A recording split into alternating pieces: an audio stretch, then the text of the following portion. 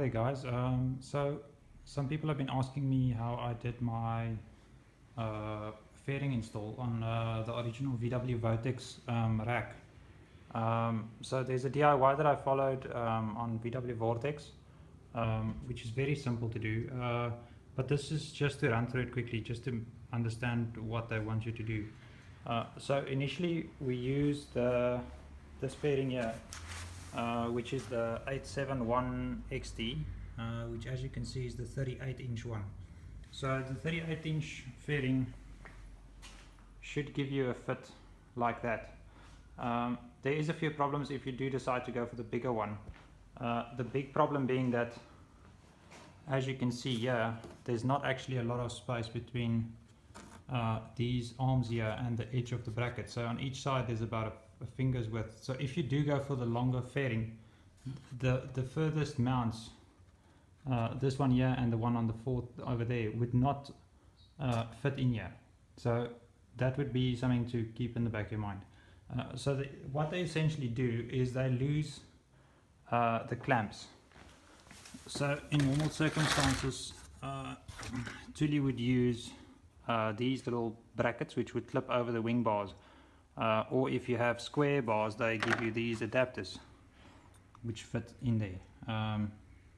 But since these OEM racks are much bigger than what these things are, you can see there's actually no space for these to would be able to fit. So the guys do a mod on these. So it's essentially very simple. So normally you would have these little screws that would keep these clamps connected.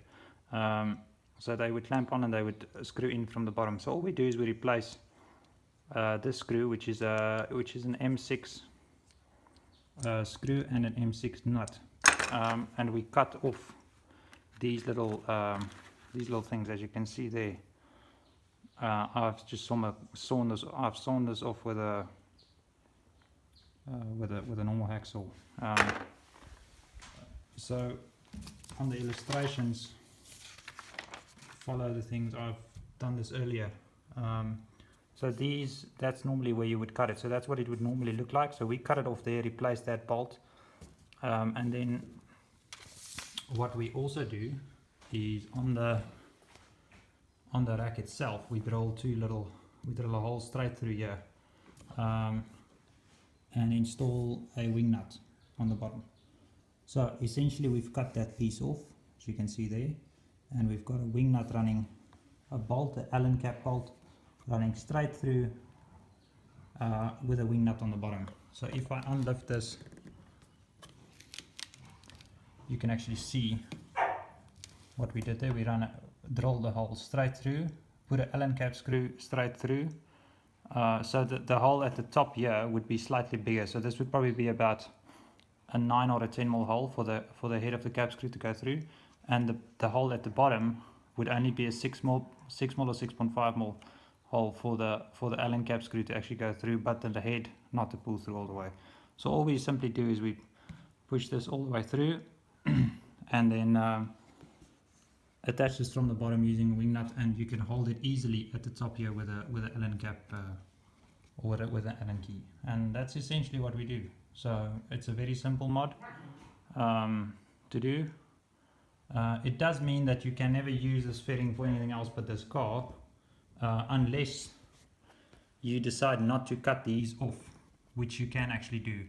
So you can leave these little oval shaped clips attached to this, like such, but the only problem would be then that would stick out like that. But that does mean that you can use the fairing later on for something else, if you wanted to. I'm never going to use this fairing for anything else, so I just cut them off to make it look a bit neater. But essentially that's it. So yes, it's a normal 871 XT 38-inch fairing, and the only thing I bought extra was some 6mm cap screws, essentially about 25 or 30 mils long, with some wing nuts at the bottom, And that's it, and you can do it easily. Cool, thanks.